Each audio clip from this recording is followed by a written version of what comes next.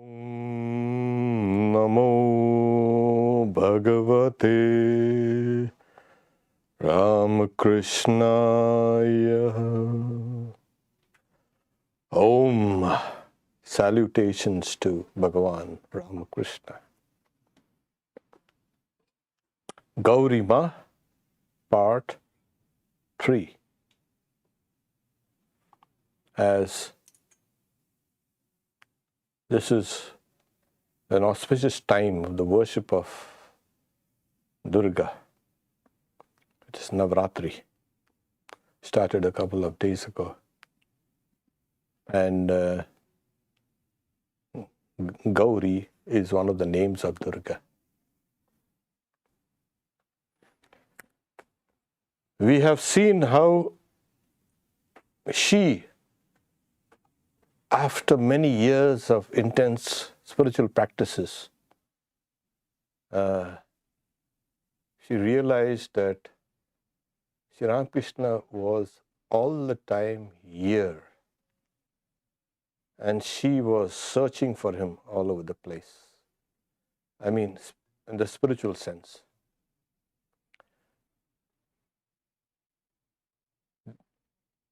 This happened on the first visit to Sri Ramakrishna. The second day, she bathed in the Ganges. She had returned, of course, to Calcutta and Balram Bose's house. Bathed in the Ganges, she goes back next day with an offering of 2 pieces of cloth. And as she entered, Sri Ramakrishna said, I was thinking of you. And then she opens up, I've been looking out for you all these years, and you were right here hiding. Sri Ramakrishna smiled and says, if you had met me earlier, you think you would have practiced all these great tapasya, these austerities? Now, we need to kind of dilate a little here. People think that they can know a particular thing very easily. No. You've got to work hard to understand this particular thing. And this is especially true in the spiritual realm. People talk about God and all, that's good. Keep on talking more and more. It takes sometimes years and years and years. Behind it, you need to have intense practice. It's called sadhana. Any field, you take any field, you've got to build up enough power and knowledge to understand that thing. Gauri Ma, since she was 10 years old, has been persistently searching for that goal. And she could understand that thing. She could understand the genuineness of what she was experiencing. That's the reason why he's saying, would you have practiced so much austerity? Nothing is easy. God is the closest of the close. After years and years of sadhana, then you realize it was all the time here inside. It took so many years. Depends on the intensity, of course.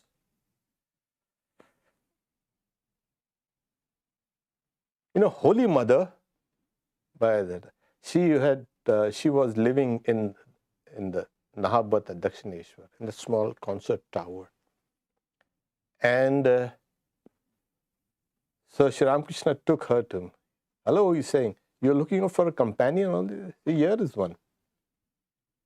She used to look upon Sri Ramakrishna, Holy Mother, as her parents. Okay. She also used to sing in a melodious song that used to be very entrancing. Sri Ramakrishna once said, Gauri is a perfect soul. This, she was perfected. And only a perfect thing can understand another perfection. So, to give an example of the perfection, right, we see people like ordinary people.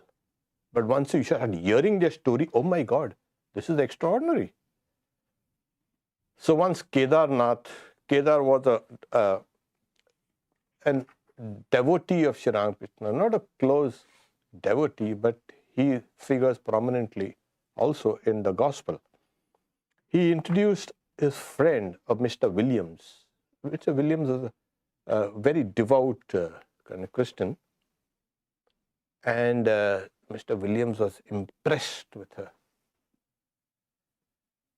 She talked to him for a while, and he considered Gauri Ma as Mother Mary. So this was her perfection had crystallized.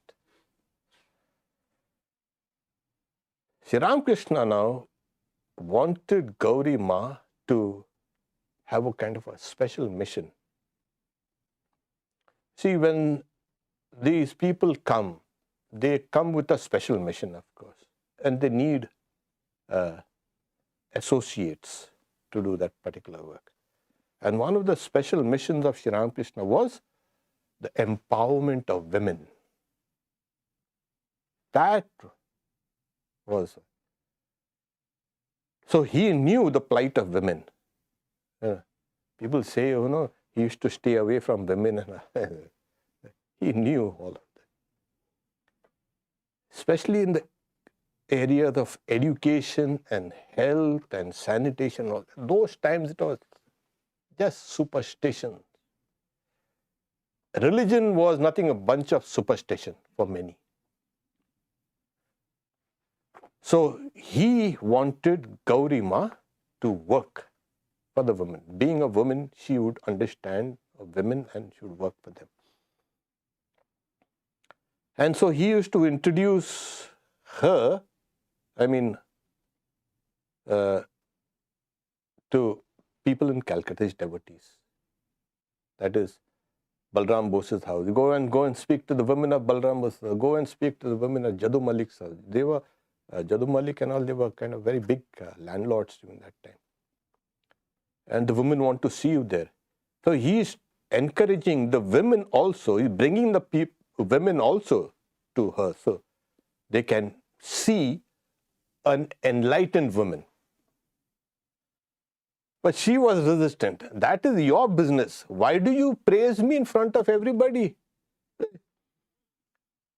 So one time, so early in the morning, she was plucking flowers near the Nahaba, that concert house where Holy Mother used to stay. And as she was plucking, Sri Ramakrishna comes. With the left hand, he held a flowering twig in his hand. With the right hand, he held a pot of water. And he poured it on the ground and says, I'm pouring the water, you need the clay. He's saying this is all pebbly, all gravel here. Saying, I said one thing and you understood something else. In India, everywhere, of course, earthenware pots and pans are always used. So you need to knead that clay. And that's a Ganges clay. It's good for pot. And then you dry that and then bake it. So he was saying, your job will be to mold the minds of women and give them a shape. So she of course didn't like the idea. He's saying, give me some girls, I will take them to the Himalayas and I'll train them. I cannot deal with people, because she was a monastic at heart, and these monastics, they never interact with all sections of the people in that very intimate way. That's so they can know them. I don't. So he's saying, no, you've practiced enough of austerity. Your work will be in the cities. You should serve women with your spiritual energy. This is very important. People want to do work without that spiritual energy. Then after a while, their enthusiasm fizzles out. And then you know what happens. Then you find fault with your work and you find fault with the people. So you need to have that impelling force. It's only in spiritual kind of force that can sustain one for a longer time. There is another aspect of her where she was a tapasvi. She was kind of very austere. All of us have a higher level of the mind. The lower level of the mind is just mundane, this and that, and wearing and eating and this and that. That mind is a useless mind. It's more like a kind of just taking care of the body. It's common to all mammals also. There's a kind of higher layer of the mind through which you can sustain work for a very, very long time without getting depressed, without getting bored, but you're working. For her, she was 25 when she met Sri Ramakrishna, and she had started her spiritual journey at 10. For 15 years, to sustain such a long journey in perilous, inaccessible places in the Himalayas, walking alone at times, living alone. Nowadays, girls cannot go walking even here across the street and they get frightened. Among strangers, amongst ferocious animals in the cold and heat and hunger and thirst, you cannot do it with the ordinary mind. Impossible. You will go and then you will come back. This is called Markata Vairagya, monkey renunciation. So, don't forget it. So you need an higher mind to sustain spiritual disciplines for years and decades and decades and decades. And how do you open it? Yes, again, to spiritual disciplines, but also through that person's concentration. And by God's grace. It is there that you understand God's grace, not anywhere else. So she was playful with Sri Ramakrishna and Holy Mother also. And one time Sri Ramakrishna asked, "You're fond of Holy Mother more or me?" Then she answered with a song, "Oh flute player Krishna, you are never greater than Radha. When people are in trouble, they call for you. But when you are in trouble, your flute sounds the name of Radha." And Holy Mother was so embarrassed and she pressed Gauri Ma's hand. And she was, Holy Mother, she was divinity ensouled, but she was so human.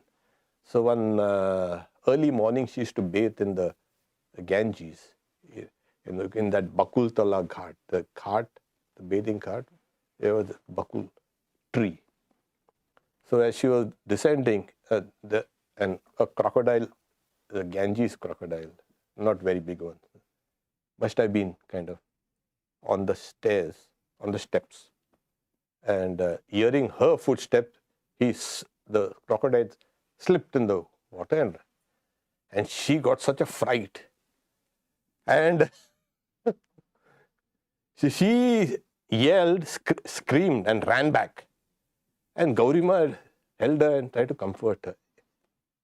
It was not a crocodile. It was Lord Shiva himself had come to make pranams to you. And mother is saying, you set aside all your fun and all.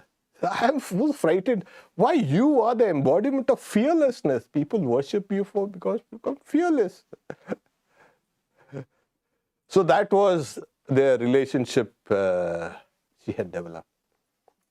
One time she saw Sri Ramakrishna standing on the veranda. Come Maya, come Maya. And she, what? People want to run away from Maya or to escape Maya or to kind of destroy Maya. And it's, come Maya, come Maya. And then he explained that the natural tendency of his mind was to soar very high. But he had to keep it down for the sake of the devotees and disciples. And she learned a very great lesson. So, as I mentioned, she used to cook also and feed the disciples, the monastic disciples of Sri Ramakrishna. And she used to look upon them as her own children, though they were almost of the same age as her, or even some even younger. So there are many stories associated with it. So Rakal Maharaj, from a young age only, he knew who she was and greatly reverenced her. And so one time he was hungry in Dakshineshwar, and then he's saying, Sri Ramakrishna comes to the Ganges, hey Gaurdasi, he used to call her Gaurdasi, saying, come here, my Rakal is hungry. And then after a while they see a boat with Balram Bose and Gauri Ma. They come, hey Rakal, come eat a rasgulla. And Rakal has come from a kind of a zamindar family. You know? Saying, why do you have to advertise something like this? So he was embarrassed. But you're hungry, you eat, yes, rasgulla.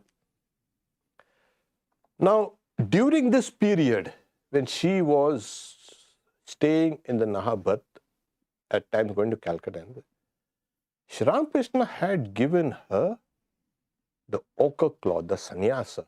This is the color. This is very important because when she was young, as we said, when she was 18, she ran away from home and went to the Himalayas and all these places. She used to wear this color, but there was no formal, you can say, initiation into being a nun. And now Sri Ramakrishna, there are some books that say he had given her the name Gauri Ananda, but he used to call her Gaurdasi, Gaurmani, the jewel, the gem of a Gauri. So all these. Why it's important? Because this was done even before Sri Ramakrishna gave monastic vows to the disciples, including Swami Vivekananda. That came much later. So he initiated her before. In fact, this is one of the greatest, you can say, events in Indian monasticism, especially for female monasticism, where he has allowed women to take up monasticism, he himself conferred. So this is a great event in the spiritual history of humanity, especially in India, where the women are taken. And you know, Holy Mother says that if a woman takes up monasticism, she has to be treated as a male. She's a man.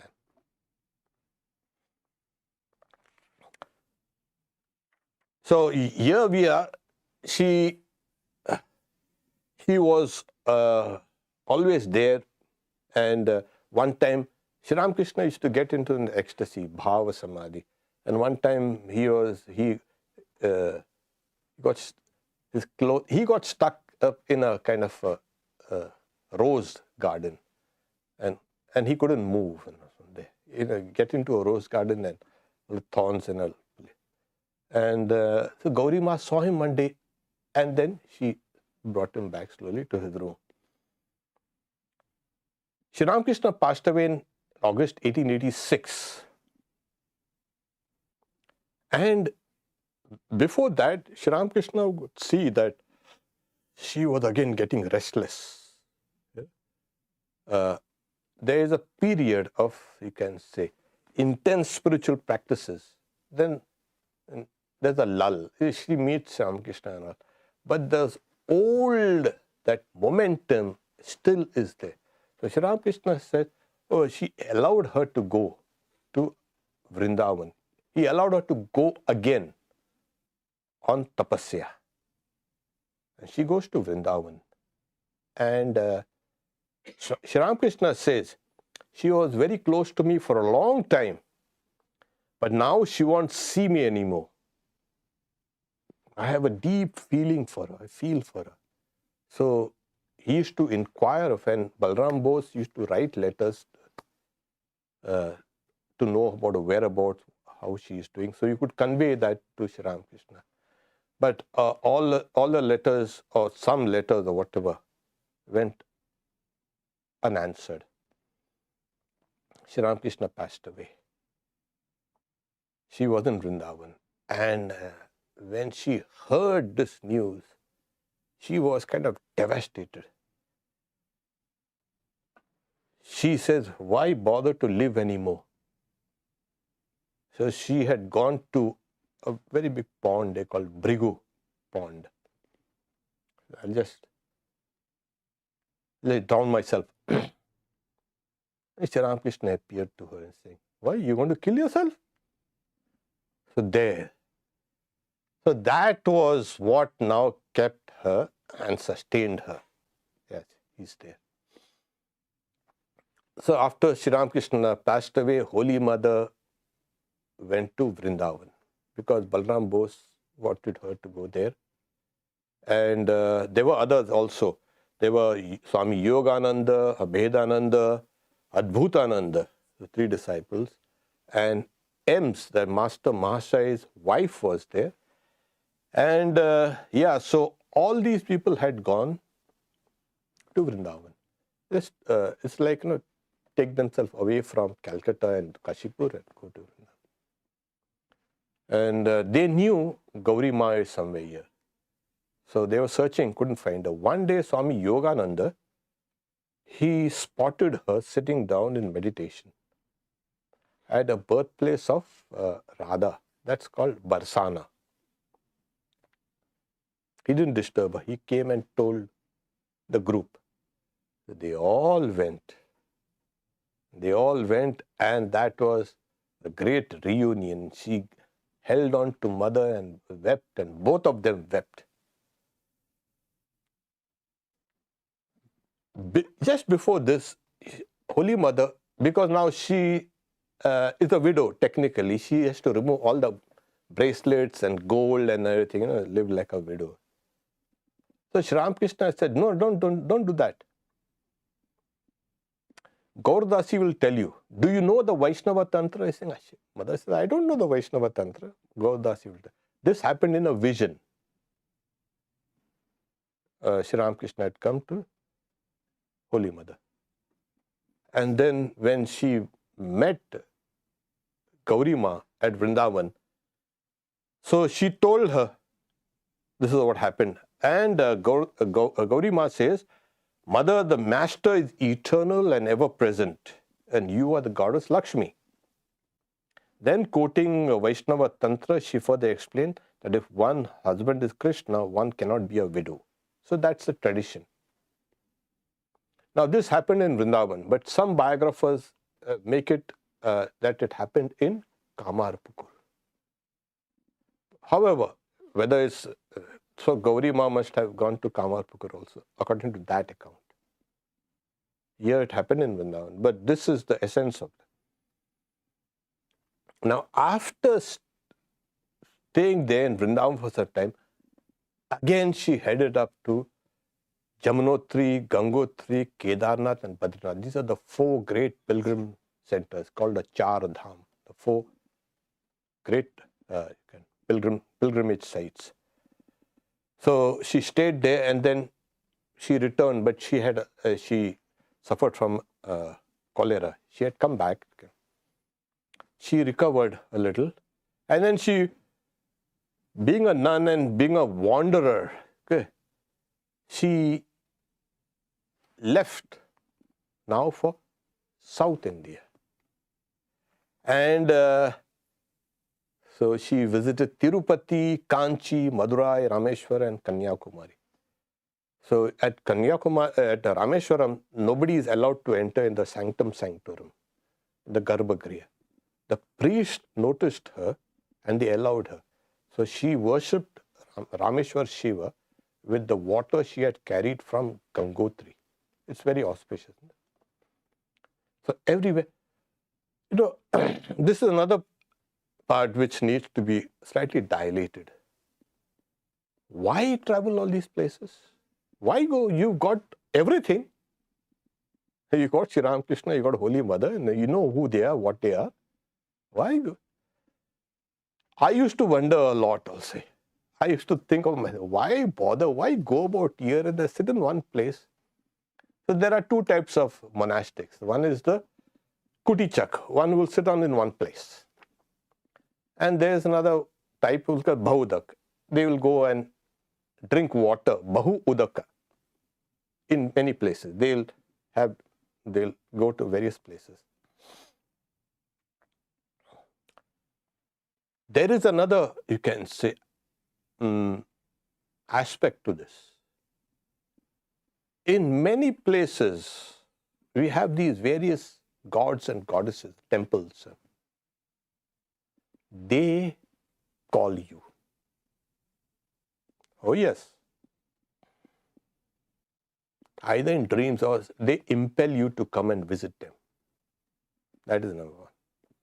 Secondly, by visiting all these ancient temples and places of worship, these people infuse power into those places. That's why Sri Ramakrishna traveled so much, Holy Mother even more, and the direct disciples even more.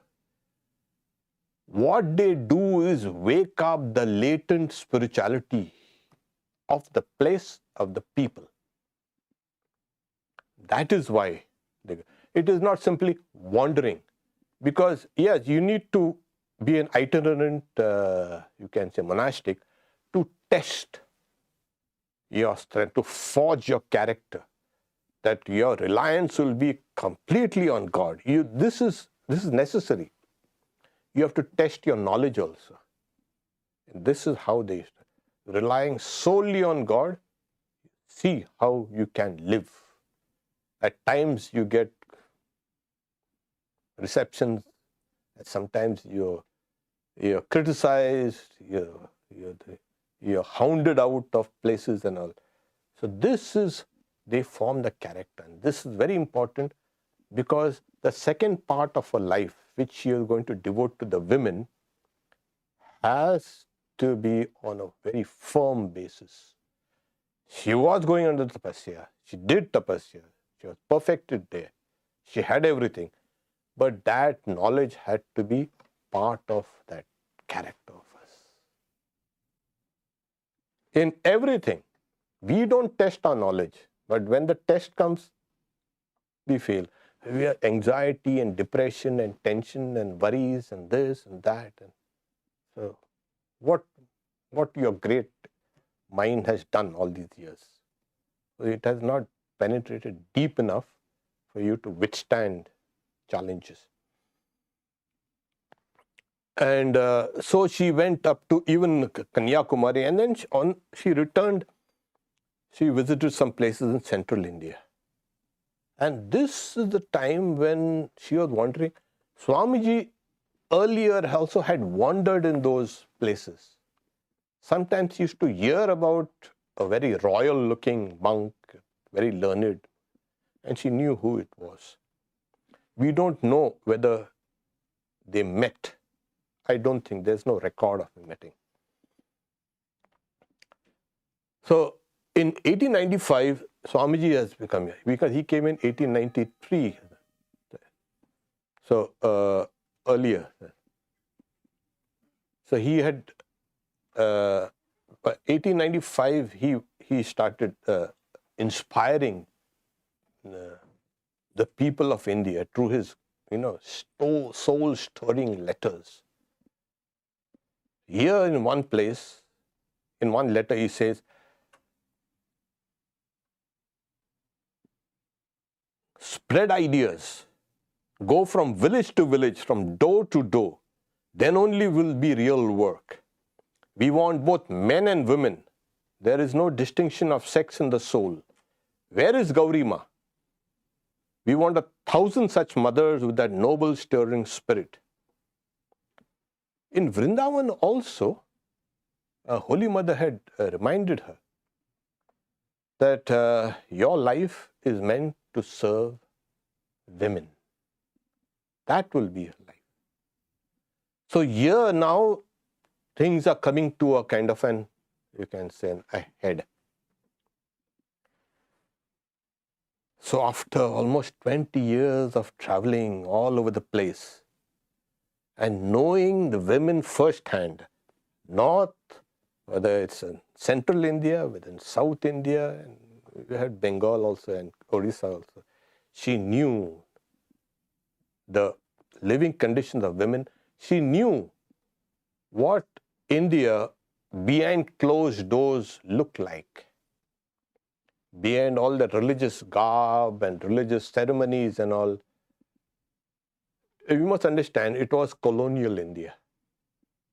So, and the British were not very happy about raising the standards of people.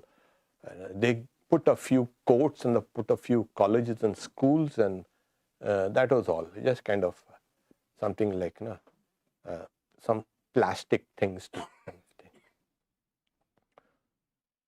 So the changes will have to be brought in from the people themselves, not by the administration or not by the government or anything. So this was what she was now going to. She returned, she came back, and after some time, she had gone to one place called Halishahar in somewhere in on the banks of the Ganges. This is the place, birthplace of Ram Prasad, the famous mystic whose songs Sri Ramakrishna used to sing, and which are still sung, part of that great genre of Kali Kirtan. So she liked this place and she was meditating, and somebody said, you'd like to stay here, but there's another place called Kailasar. So why don't you go there? She went, and so there was a boatman who was there who was impressed looking at her reading the Chandi, chanting the Chandi, and he was respectful. So they found an old place and she goes there. She likes that place. Now this is close to Barakpur. So this is at Barakpur. And so she started this school now. Now school in the traditional sense of more like a kind of a hermitage. In the old days, a hermitage. Girls were brought. Some were either widowed or they abandoned, or either they were, you can say, divorced or whatever. Some of them were single. So she collected girls and she started training them.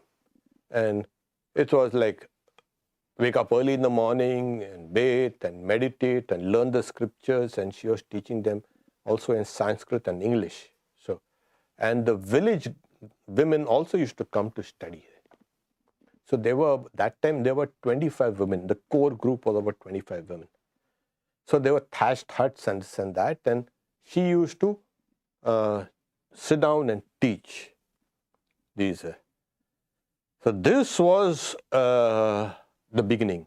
Swami Brahmananda visited this place. Swami Shivananda, some of the direct disciples. There is some record, some biographers say that Swami Vivekananda himself had gone and met her there.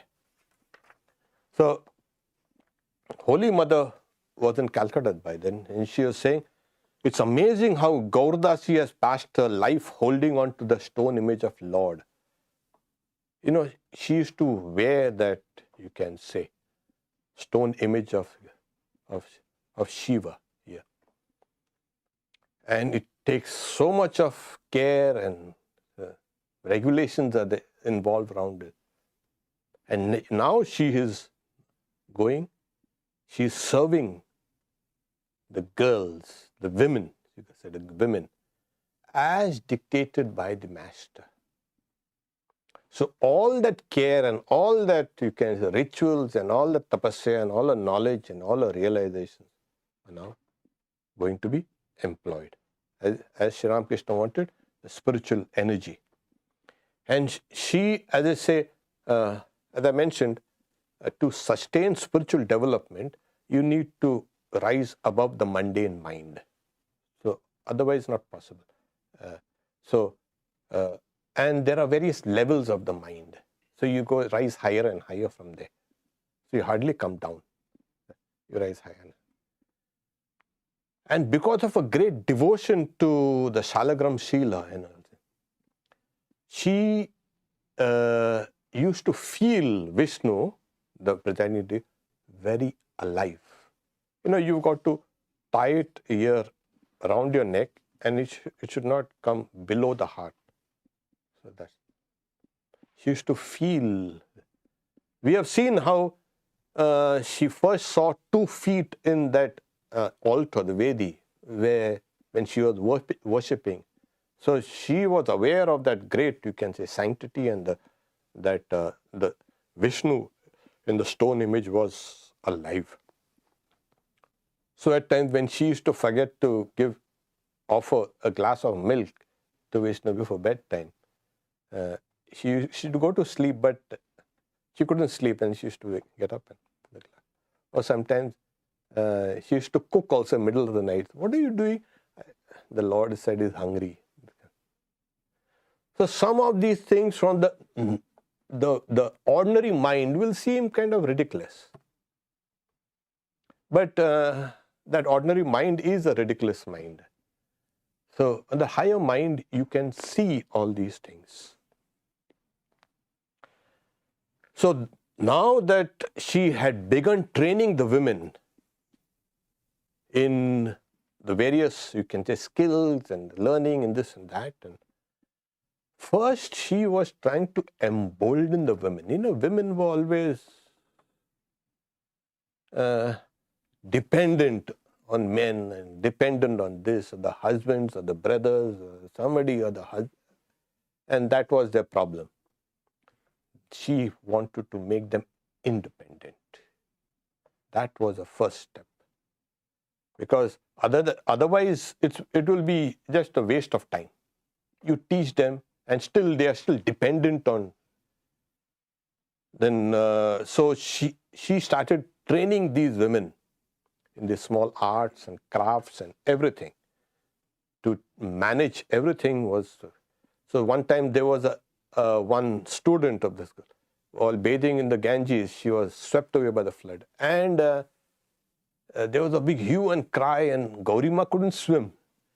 But yet she jumped in, trying to save the girl. Fortunately, there were some men around and they jumped in. First, there was no one. Only after shouting. That was her boldness. So she was also rescued along with the girl. In Barakpur, which is a little distant from Calcutta, in those days Barakpur was really a Barakpur. And it was the barracks of the British, and that's why it's called barracks. Barrack. The British soldiers, Sipais, working for the East India Company. That was what it was. So it's in the barracks. And so people from Calcutta found it difficult to go there. And yet she needed these people from Calcutta for the funds. So she decides to shift. And she was asked also by, why don't you shift closer. So she bought a place, rented a place, which is called, in a place called Goa Bagan in Calcutta. It is close to Holy Mother's Udbodhan house. So Holy Mother used to go there, and Holy Mother scrutinized everything, and she praised Gauri Ma's dedication to the uplift of women. She could see that this was the future. This was the spark that will kind of become a conflagration. And today we see the women kind of empowered, emboldened, doing stuff and all. Thank Gauri Ma for all that. So she was the one to pull them out. Because in those days, for a woman or a girl to come outdoors without a parda, it was just impossible. She did that. He was bringing all these people outside. Now, she had to, there were now 50 dedicated women, the core group. And she had to construct buildings, run things, the usual. Once you start something, you need to take care of everything. He at times used to go door to door and beg food and beg for funds for the upkeep of the women. Not only that, she used to have these meetings where she used to invite the elite of the society there and convince them that until and unless the lives of the women are not lifted, there will be no, you can say, social development at all. And people did come forward to help her. And at the same time, she had a very magnanimous personality. Because these people, they are not selfish. Their lives have now become broad enough. Okay. She was penniless. She never kept any money, of course. Yet, Sri Ramakrishna's wish that she should work for women, that was what was kind of motivating. And she knew that success will come because the Master wants it. And Master has commissioned me for this work. It's going to happen. And she named the ashram Shardeshwari Ashram after the name of Mother Sharada. Okay, we stop here for today, and we take the fourth part next Friday. It's very interesting. It's becoming even more interesting. Okay. To make a few announcements, there are no questions. Okay. Sunday, 10 a.m. The significance of the worship of Durga with QA, here, 10 a.m. So, this is that Navratri. So, I decided to speak on what Durga Devi means. And so, we have Ram Nam at 7 p.m. So, Ram Nam is singing the praises of Ram, and then we have after that bhajans, or songs in Bengali, in English, Sanskrit.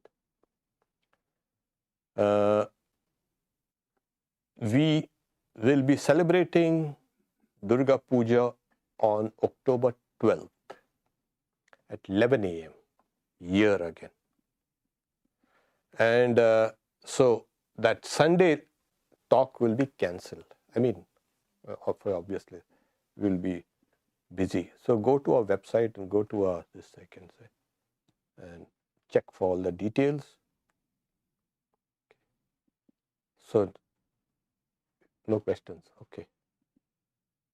Om Shanti Shanti Shanti Harihi Om Tat Sat Sri Ramakrishna Arpanamastu.